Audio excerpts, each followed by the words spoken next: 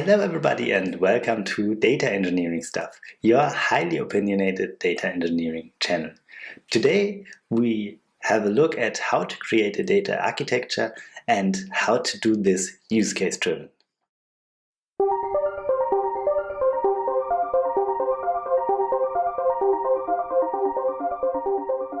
So what's the idea behind a use case driven design? What's the idea about getting use cases to create a platform? Perhaps you usually think that's something I really always do. Of course, I talk to my stakeholders and then I get the use case and I build the platform. And I think there's perhaps one thing that you are missing out here.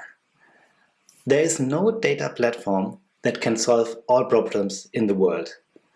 Perhaps you can figure out something that nearly solves everything, but it won't be good at any of these things. But perhaps the use cases your stakeholder face every day are not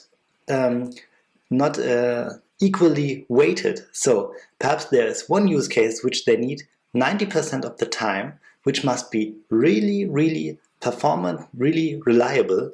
And if you treat this use case the same as other use cases, you have really failed to create the matching architecture.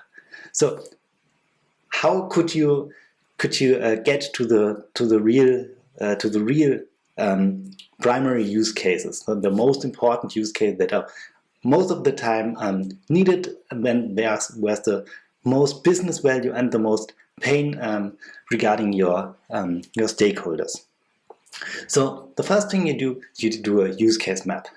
To decide on which use cases are the most important, you have to know all the use cases. You have to conduct interviews, you have to talk to your stakeholders, you have to see what problems they face, and then you get to the second step. And this is focusing on the primary use cases. So which use cases are most business critical, have the highest demands, and are really central for business processes, for business decisions, and really matter much than other things. For example, you could imagine there is some really important log analysis that must be really fast, and it's really done many times a day because there are regularly problems in production which are really difficult to solve and really require a huge amount of data to be scanned to produce results that are really useful. And on the other hand, there's like this annual report dashboard thingy that, yes, you don't know how often this really is used, perhaps once a year, and then one data analyst clicks on it, and yes, you see that this is not the same weight, it's not equally important. One thing you should really optimize your data platform for, and the other thing it's just, if it runs 10 seconds or 10 hours, it really doesn't matter. But if you design your platform for matching all the use cases the same way, you have really failed the target, because you will have complaints all the day because this log analysis stuff will take like forever because they need an answer in like 1 or 2 seconds, and you deliver it perhaps in 1 minute.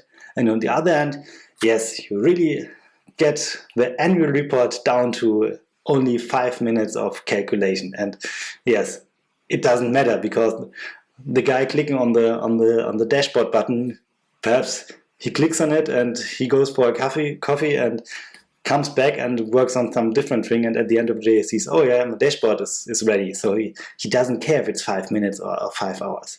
So you really failed that. So it's really important to focus on the primary use cases, and there we come to the third step: build prototypes. Build an MVP, don't build a POC. I will make a different video about that.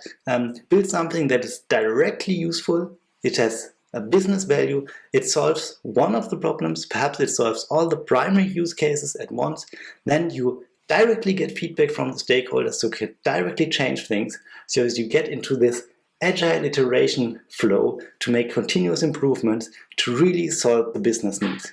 And please focus on the primary use cases, solve those things well and try to think to solve the other things somehow. So if there are different use cases like this annual report or stuff like that, you will find a solution for that.